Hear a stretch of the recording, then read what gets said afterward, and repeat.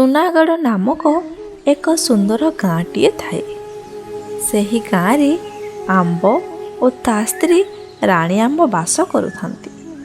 ସେମାନେ ବହୁତ କଷ୍ଟରେ ତାଙ୍କର ଦିନ କାଟୁଥାନ୍ତି। ଦିନେକର ଘଟଣା। ହେଇଟି ଶୁଣୁଛ, ଥଣ୍ଡା ଦିନ ଆସିଗଲାଣି। ଆମକୁ ଆମ ଘର ମଜବୁତ କରିବାକୁ ପଡ଼ିବ। ଆମ ଘରର ଛାତ ଏବେ ଭୁଷୁଡ଼ିବାରେ ଲାଗିଛି। ନା କ'ଣ କହୁଛ?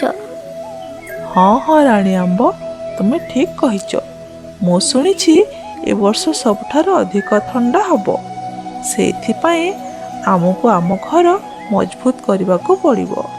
ଚାଲ ଚାଲ, ଆଉ ଡେରି ନ କରି ଶୀଘ୍ର ଘର ତିଆରି କାମରେ ଲାଗି ପଡ଼ିବା। ହଁ, ଚାଲ ଚାଲ।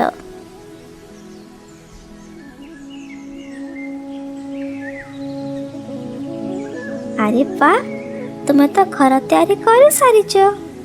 ଆରେ ହଁ ପରା ରାଣୀ ଆମ୍ବ, ମୁଁ ଏସବୁ କାମ କେବେଠୁ କରିଛି, ହେଲେ ତୁମକୁ ସରପ୍ରାଇଜ୍ ଦେବା ପାଇଁ କହିନଥିଲି। ଓ, ତାହେଲେ ଏମିତି କଥା। ଆଚ୍ଛା କହିଲ ରାଣୀ ଆମ୍ବ, ଘର କେମିତି ହେଇଛି? ଘର ବହୁତ ଭଲ ହେଇଛି। ସତରେ ମୁଁ ଆଜି ବହୁତ ଖୁସି। ସେହି ଦିନଠୁ ଆମ୍ବ ଓ ରାଣୀ ଆମ୍ବ ବହୁତ ଖୁସି ଖୁସି ନୂଆ ଘରେ ରହିବାକୁ ଲାଗିଲେ।